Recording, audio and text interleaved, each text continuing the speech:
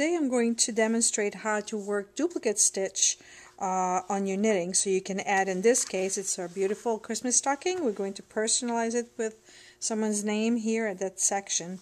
So I went online and I found a chart of all the alphabet letters, and if you do that, then you want to do your own grid and write in all the letters that spells the person's name. So you're going to start by, I usually anchor my yarn at the back of the work, and then following the chart, I would start at the base of the letter. So each stitch here is a little V.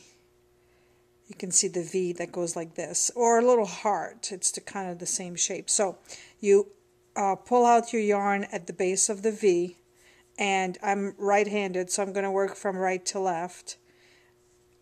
Underneath the stitch, the two legs of the stitch above it, and then you go back in at the same spot as where you pulled your yarn out.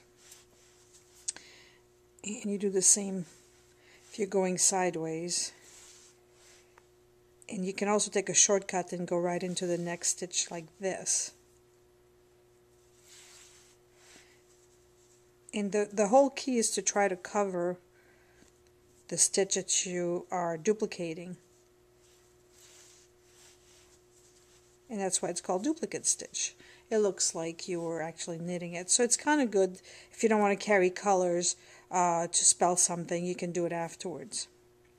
And then to go up, you do the same thing.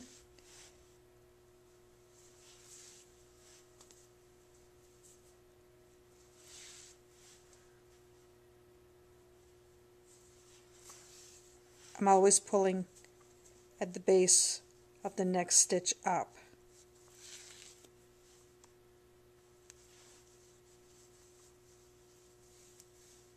And to go sideways, again, in this case I'm going to be working from left to right.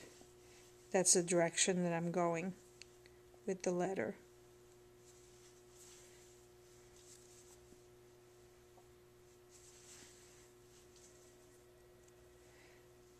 It's a good idea to use the same yarn, or if you don't have any, let's say you're doing this some years later and you can't locate the same yarn that you had before,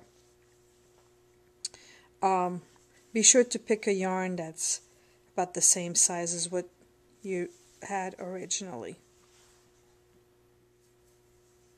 And to work down, once you're at that point, again, pull your yarn out at the base of the stitch. I'm working again from right to left. And you can either pull to the back and then come out again at the base of the stitch below.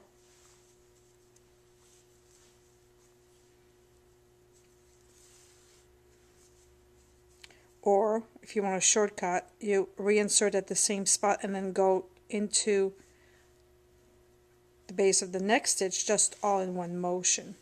But often, see what happens if you do it that way. It seems like it doesn't really cover the stitches that well when you take a shortcut. I usually prefer to do it in two motions instead of one and go back in.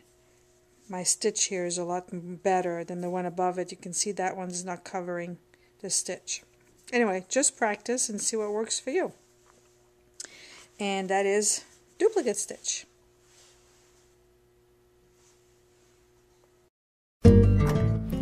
Visit knit1crochet2.com to view our complete selection of yarn, patterns, and accessories.